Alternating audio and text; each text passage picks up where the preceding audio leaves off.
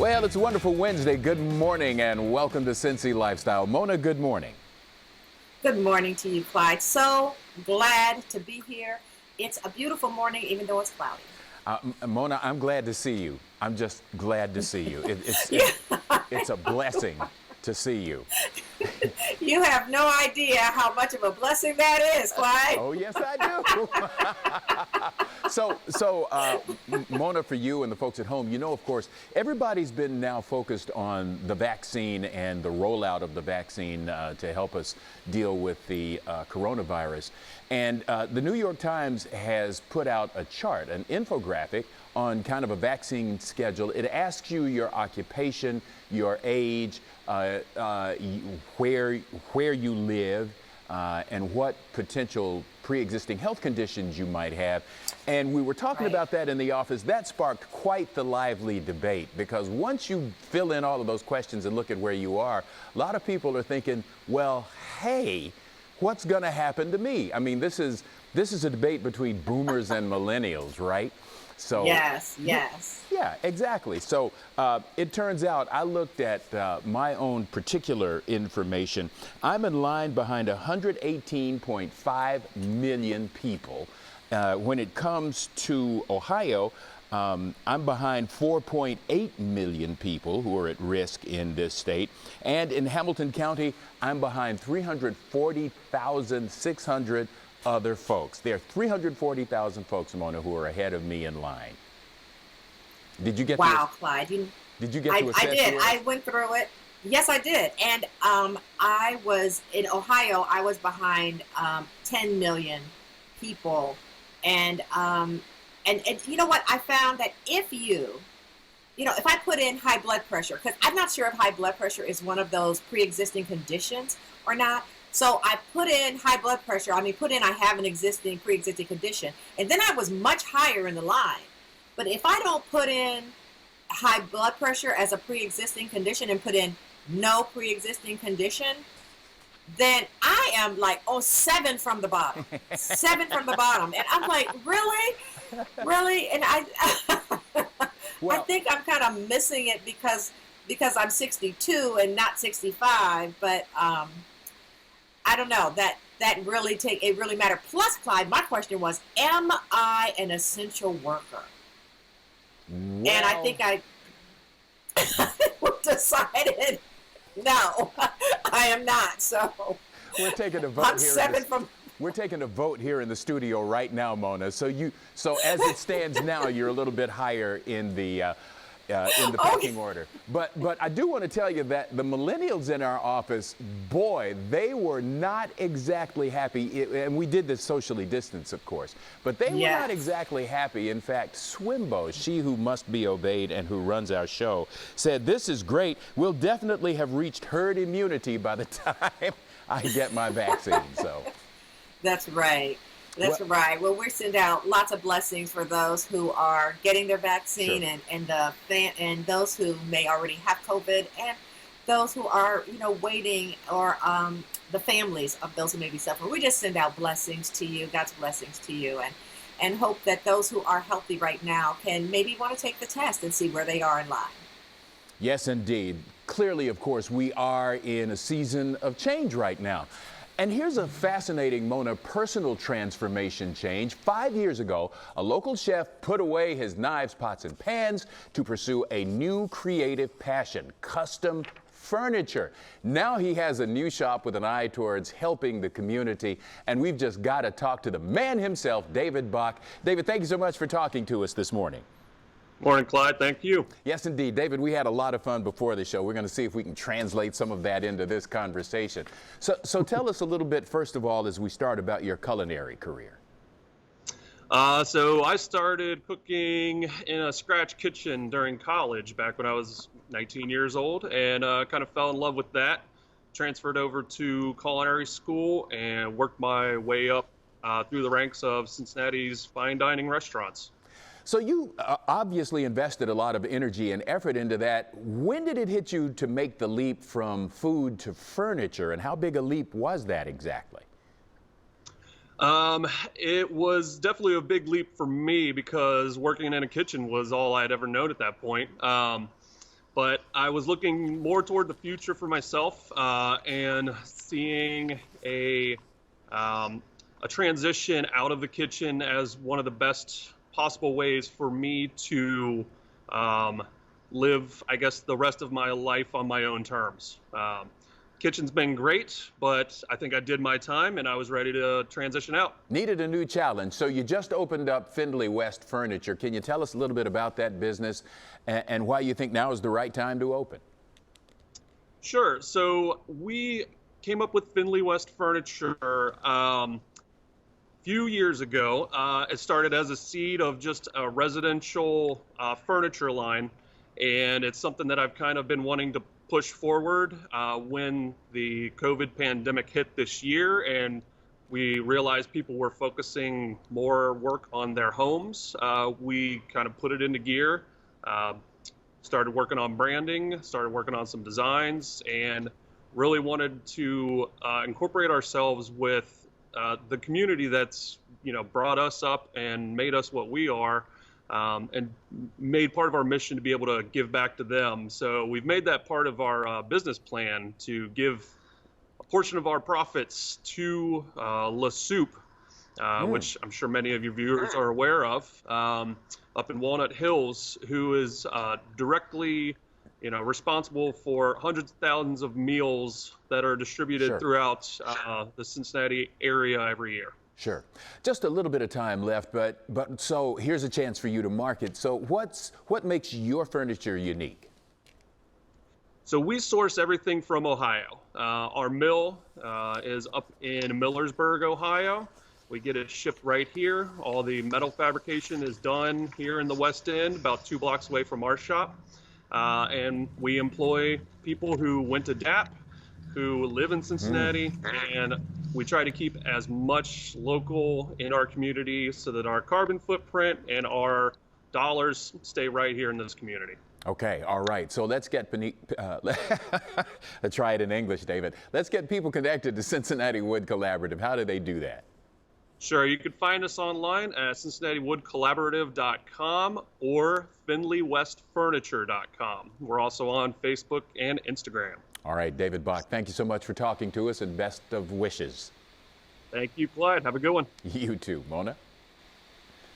Well, you know, Clyde, paper stimulus checks going out this week. They're probably going out this week. But how do you get that money right into your checking account as soon as possible? Well, joining us with some advice on how to access those funds as soon as possible is retail analyst Heatha Herzog. Take a look. I don't know about you, but I am getting a paper stimulus check and I need to access those funds immediately. I have a ton of bills to pay and I am looking at PayPal and Venmo to basically help me out here. I've been using them during the entire pandemic. They have been lifesavers, these apps. And one part of these apps is the cash a check feature. So I'm going to be able to cash the stimulus check and access those funds within minutes, just with a click of a button and from the safety of my own home. So here's how you do it. You want to make sure that you have the latest version of the PayPal and Venmo app downloaded onto your phones. Then you want to navigate to the More menu. You're going to select Cash a Check, and then you take photos of your signed check, front and back. Then you select In Minutes. Once your check is approved, the funds will be there. And as a bonus, PayPal and Venmo are waiving their fees. So you're going to be able to get 100% of your stimulus check to pay the dog walker, pay the babysitter, pay your bills, go grocery shopping. PayPal and Venmo are taken a bunch of different places. So if you want more information, go to paypal.com/stimulus or go to venmo.com/stimulus. Here is to a happy new year, and I hope you all have a great one. Here, here, we agree.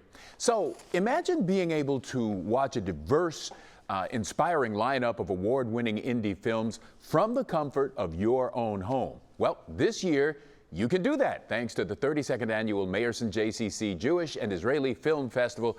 Here now to talk with us a little bit about it, explain more to us about it, talking being a problem for me this morning, is Frances Kahn, the Cultural Arts Manager for Mayerson JCC. Frances, thank you so much for joining us today. Thank you for having me.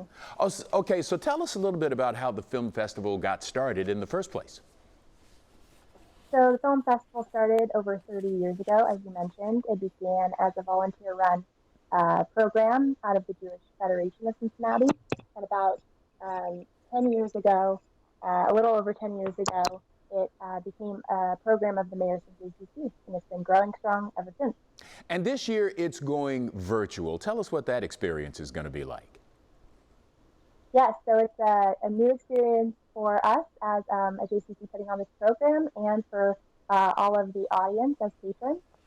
We're very excited to be able to offer this program again this year during this difficult time for so many, as a way for the community to be together, though virtually and distant, and engage in the same quality films and special events that we're able to put on annually.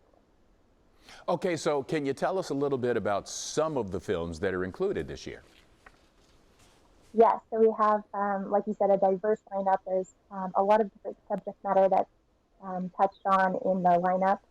And we also have a lot of great special events that relate to those topics. We cover everything from fertility, global water issues, changing practice of religion, some really unique Holocaust films and stories, to profiles of individuals such as a strong Black Jewish woman working against gun violence in her community on the south side of Chicago. So there's really a diverse spread. That's just a little bit, but there's a lot of really wonderful topics that are truly universal and connect to a lot of different people's perspectives and stories. Sure. So when is the festival? We have a kickoff event. It's sort of our social start to the festival on January 23rd. We'll have a custom cocktail demo and a great film talk by a woman who is a cinema lecturer. She is joining us live from Tel Aviv. So we're calling it Lila Levan, sort of a celebration of community and arts that takes its name from an event that takes place in Tel Aviv every summer. So that's our big start. And then we'll have the films and the special events related to them going through February 18th, which is our closing night. A lot of really great opportunities. We hope that everyone can check out the lineup and find something of interest. All right, so if people want to sign up or if they want to learn more, how do they go about doing that? Yeah, we'd love to have you visit our website. You can go to mayersonjcc.org/film. That'll take you directly to the festival, and you can find all the information you should need. It'll link you to the lineup. You can purchase tickets, watch trailers, and see what is of interest for this year. Well, Frances, we've enjoyed the conversation. Thank you so much for talking to us today. Thank you for having me. Appreciate it. Mona? Well, coming up here on Cincy Lifestyle, have you heard about the knock method? Well, if you're looking to change careers or level up with one that you have, then you need to check out this book. It's called The Knock Method, and the author will be here to tell us all about it. Then, when it comes to treating complicated health problems, UC Health has a team of highly educated medical professionals who will get the job done. And today we'll introduce you to a few members of their skull-based team. We have all that and more on the other side of the break, so stay with us.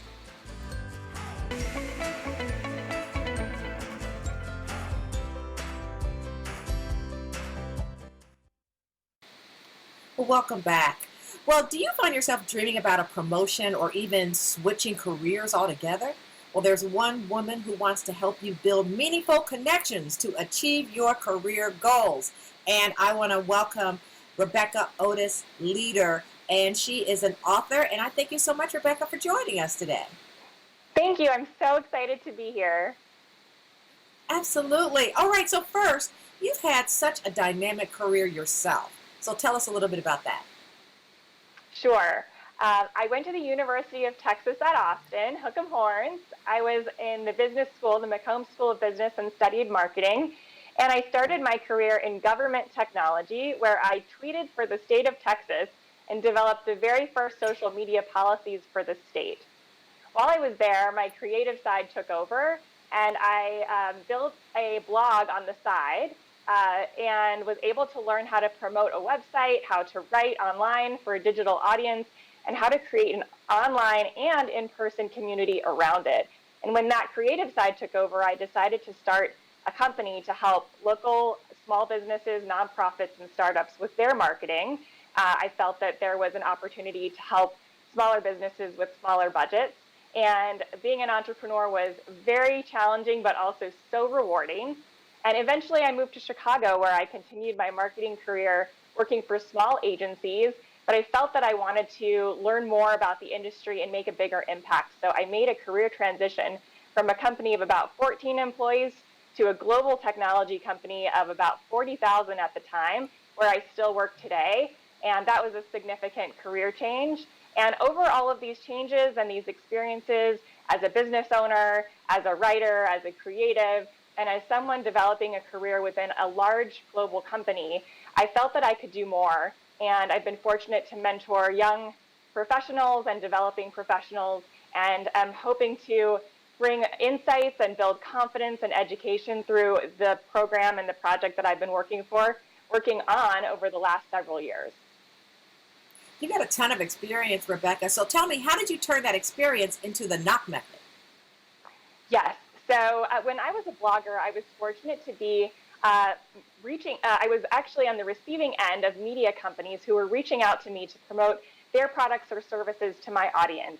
And shortly after, I was working for a marketing agency that was reaching out to website owners like myself to help promote their customers' products and services. And on both sides of the coin, I noticed that business communications were really transactional, and they had become a lot less personal. And I wanted to get to the bottom of it and also make a difference to help make our communications and our business interactions and connections much more personal, much more human. And I developed a 5-step method called the knock method for career growers, career builders, and career changers to boost confidence and fill an education gap on how to navigate our careers through building high-quality career connections. And I'm excited that the knock method will be featured in my upcoming book called Knock in March. And the knock method has been taught to students and professionals nationally, and I'm excited to bring these insights to even more students and professionals in the year to come. All right, Rebecca, we have a few seconds left. I want to make sure that people know about your free career event coming up. Yes. On January 26th in the evening, there will be a virtual webinar featuring 5 amazing career coaches. As we all look forward to setting direction in our careers this year, you'll have a chance to ask questions to those coaches and meet others to boost your network. You can find out more in the sign up banner right at the top of my website on theknockmethod.com. And right below it, you can sign up to be one of the first to get my book when it comes out in March. Sounds good. Rebecca, thank you so much for talking to us today. Thank you so much for having me. Happy New Year, Mona. Happy New Year to you too. Bye. Well, Mona, when it comes to complex health conditions, UC Health delivers the most advanced, innovative care possible. Today, we want to introduce you to the skull-based team at UC Health and hear how their exceptional patient care, research, and continued education offers hope to people across the tri-state. Take a look. Our skull-based program here at UC Health is one of the oldest around. With thousands of cases and surgeries performed, we are experts in skull-based disorders, skull-based surgery. It's one of the leading programs in the nation through research, innovation, and patient care. When a patient comes to see us, depending on their symptoms, we can then decide and work with them as part of a team to make their care the best possible, both for a good quality of life as well as providing longevity of life. It has only been thanks to research that we have been able to do things that were judged or deemed impossible to treat in the past. At UC Health, one of the hopes is that we never stay stagnant, that we always try to continue to grow and improve. We have developed a number of innovative surgical techniques, pushing the boundaries of what can be done safely and minimally invasively to optimize the care for our patients. We treat some of the most complex conditions in neurosurgery. Spinal fluid leaks, tumors of the anterior skull base, which may include pituitary tumors, meningiomas, also sinonasal tumors and carcinomas, tumors of the lateral skull base, including vestibular schwannomas and glomus tumors. By treating such a wide array of conditions that involve so many specialists, we are able to craft plans that are individualized to each patient's needs. No one physician or no one subspecialty has all the answers. What's important is to have different doctors from different disciplines such as otolaryngology, neurosurgery, ophthalmology, radiation oncology, radiology, all these different doctors look at a problem from a different angle but say what can be best done for a single patient. No patient is treated following a cookie cutter approach, if you will. So that's when we talk about individualized and patient-centered care. Now, for example, we typically catch tumors when they're smaller size. We use magnetic resonance imaging or MRI scans to help find tumors. We use hearing tests to help find hearing loss. When you are able to catch these tumors at an earlier stage, what you do for a patient is often less invasive and less of a challenge for the patient. We have the luxury of having all those elements that are involved in the care of that patient available within just a few steps. We all work as a team trying to give patients a sense of hope and optimism. Together, we can provide optimal care for our patients by addressing all of their needs, all in one location, all under one roof. And to learn more, you can call 513-418-2282 or go online to go.uchealth.com/skullbase. We'll be right back. Hey, thanks for joining us today. We'll see you tomorrow. Make it a great day. Thanks for watching our video. If you liked what you saw, hit that subscribe button. You can also check out full episodes of the show you've never seen before or watch your favorites again and again. And as always, make it a great day.